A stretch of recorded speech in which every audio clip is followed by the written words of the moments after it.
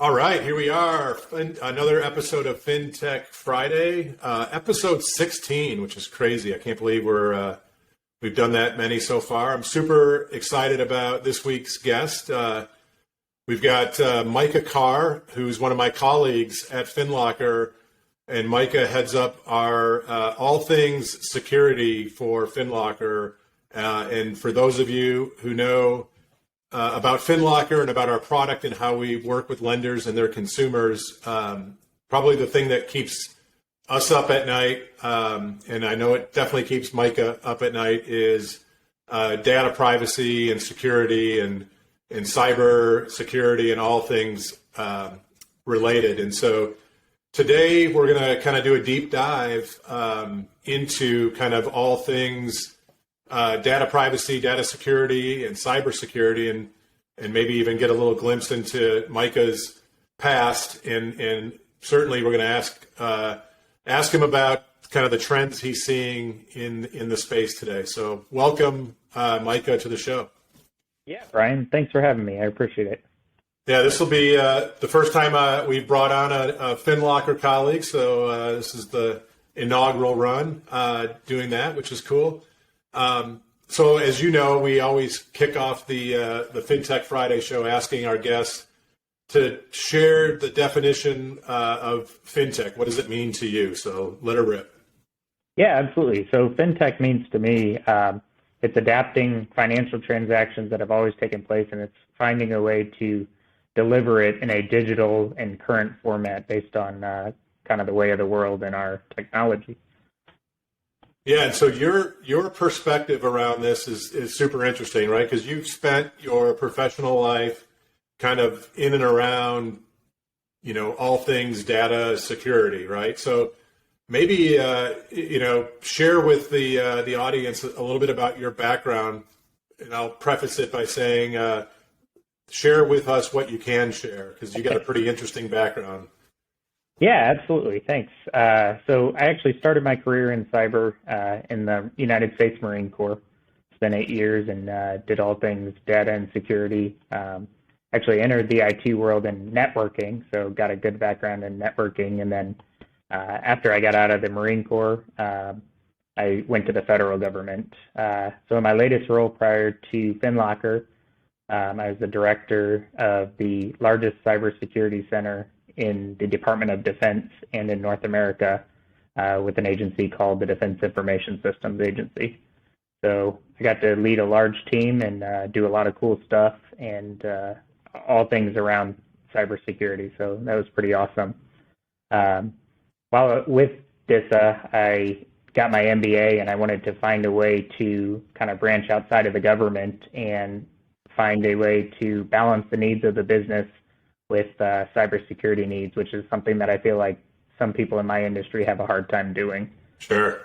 So that's really what got me looking and in the market, and came across FinLocker and was just super excited to see what we were doing here, and had to jump on board. So came in, and here I am. So awesome. I imagine you may be a few years or a decade away from full clearance on sharing some of the great stories from your past.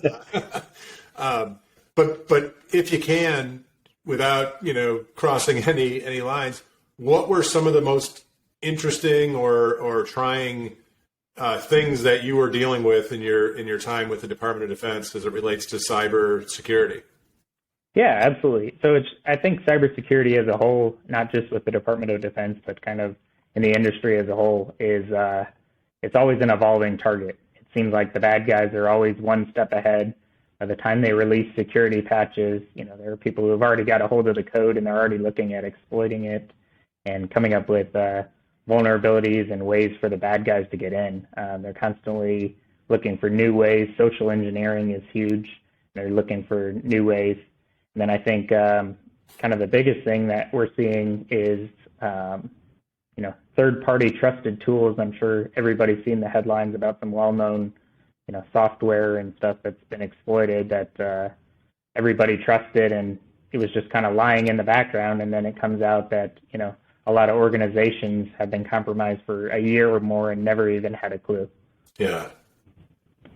So a lot of our listeners or our viewers or both kind of come from the mortgage industry, and I think a fair amount of folks that are going to watch this are going to either be small business owners or in small businesses. And as you think about the things that you just described, and especially in the mortgage space, I think the most recent thing I saw was can't remember the name of the platform, but it was basically a cloud platform that really supported a big piece of the title and closing part of the mortgage process that was compromised.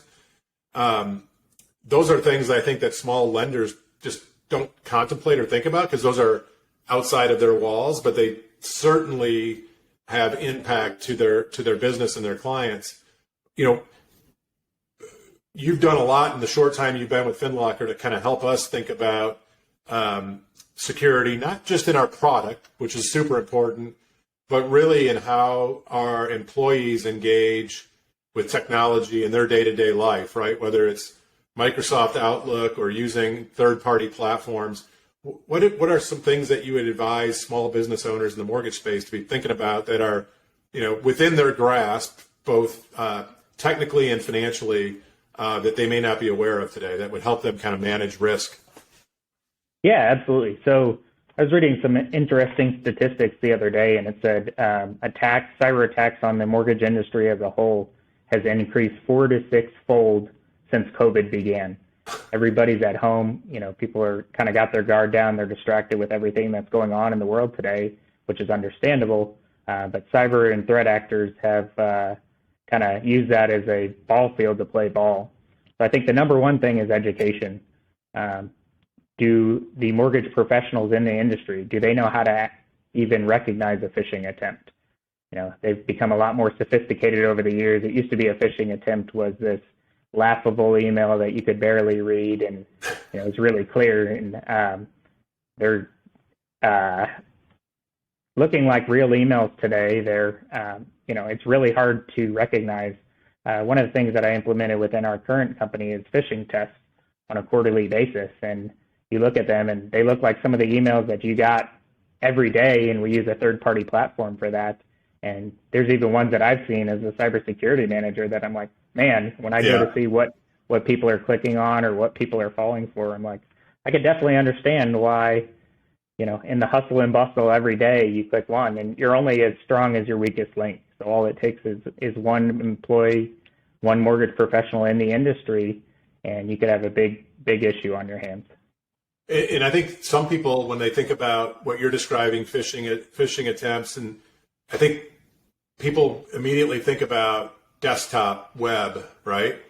You're just as vulnerable via mobile. And in fact, I would argue that you're probably more vulnerable because you tend to be, I think about when I'm engaged with my emails on my phone, I don't have the same sense of detail, if you will, when I'm looking at it on my desktop. Things like, to your point, if there's a phishing attempt and it looks like it's coming from the CEO of the company, when I'm on my desktop and I'm looking at an email in Outlook, I can quickly see kind of the return email address and maybe decipher that there's a little bit of weirdness there.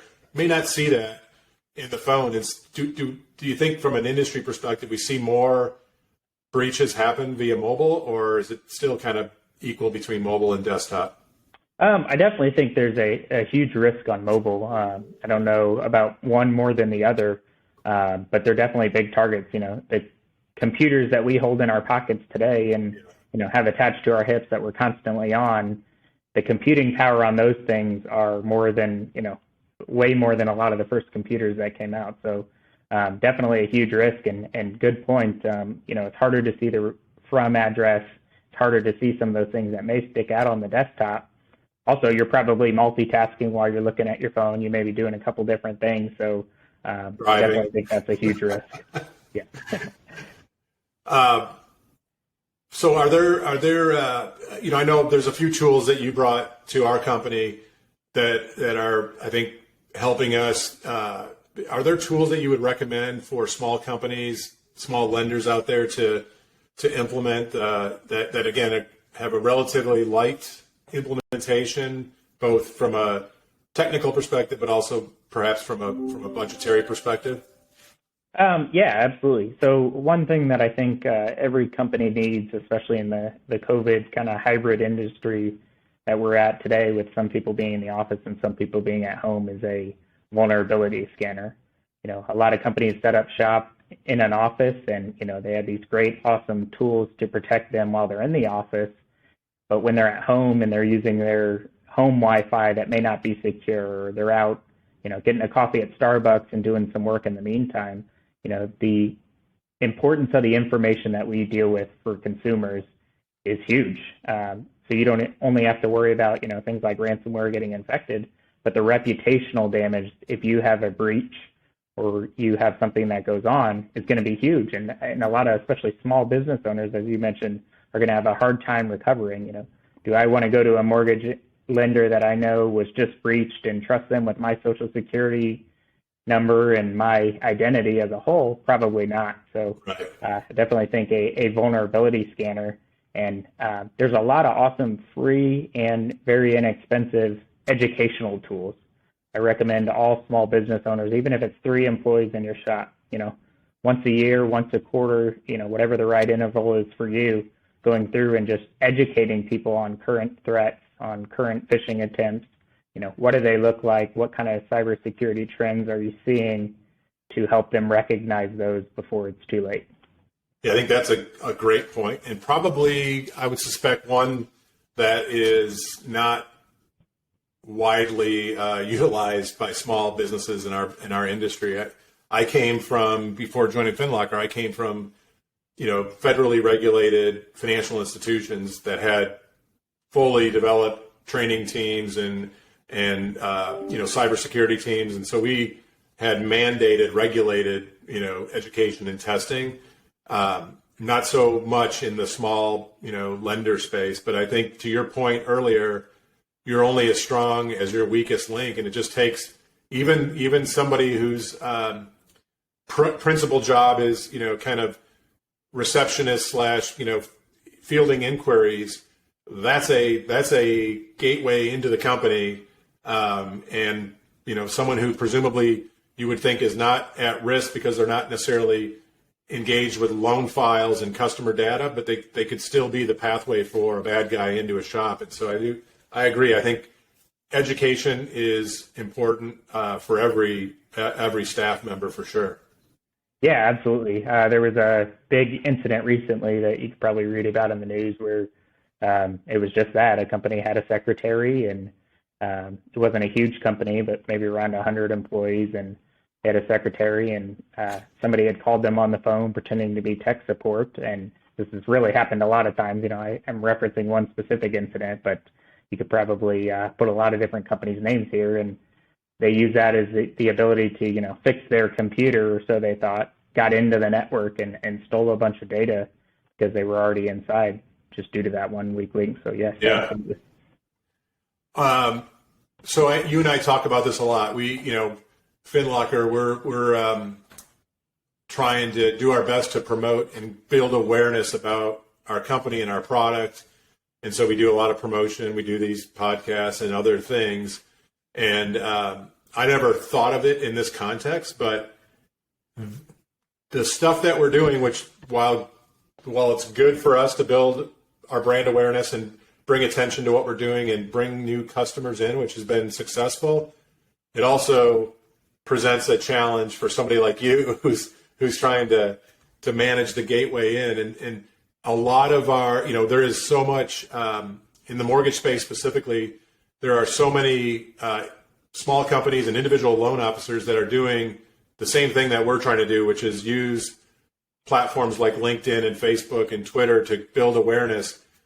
Maybe share a little bit about the other side of that.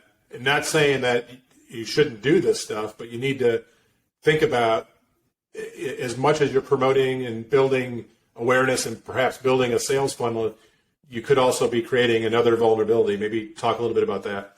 Yeah, absolutely. So getting out there, growing our business, what we're doing here at FinLocker is awesome and exciting, and I'm really happy to be a part of it. But like clockwork, every time we put a big press release out there, we get a new member of the team, within minutes of that press release, using our tools, I see an increase in attacks, coming from all over the place, or they'll just join and somebody figured out, what our email scheme is for first and last name, and they'll already have phishing attempts in their box. They haven't even had time to complete their security training. Yeah. So I think as exciting and necessary it is to get out there and, grow your brand and grow your company, you need to also keep in mind that as you do that, there's kind of a security trade-off and there is more security concern. So as you put that stuff out there, you just need to be on a little higher alert and make sure that you're monitoring your infrastructure. Yeah, I thought that was, now, when I think about it now, it totally makes sense. But when you first started sharing data with us, and we could see, spikes, FinLocker partners with XYZ, press release goes out, gets a lot of hype and attention, and there's the spike in attack attempts from a cyber perspective. It's fascinating on one hand and really frightening on the other. Absolutely. Yeah. But now that you're here with us, and I'm just going to let it rip because I know you got my back. So we're gonna keep promoting this company. So this has been super helpful. I suspect, Micah, that a few folks are going to kind of ping us and maybe want to ask for advice. Are you open if people reach out and want to kind of learn a little bit about what you've done and maybe how they could be thinking about, security in their organization? I assume yes. Yeah, absolutely. I'd love to talk to anybody else in the space that's interested in kind of learning how to advance and move that along. I'd love to do that. Awesome. So I always close our show kind of in a similar way that we opened, and this is more just to kind of let people know the person behind the role, if you will. So you did share your background as a Marine. What makes Micah tick? What do you do outside of the workplace that gives you fulfillment? Yeah, absolutely. So I like to do anything outdoors, like spending time with my family. I sit in front of computers all day and even when I'm off work. So what honestly keeps me going is stepping away from the computer, stepping away from anything digital, and just getting out and enjoying the outdoors. Love it. Well, this has been super helpful, and I'm sure folks are going to find great value in this. I appreciate you joining the show today, and love all the great work you're doing for us here at FinLocker, and looking forward to growing massively together. Thanks for joining, Micah. Yeah, absolutely. Thanks for having me, Brian. Thanks, everybody, for joining this week's episode, and we'll see you next week.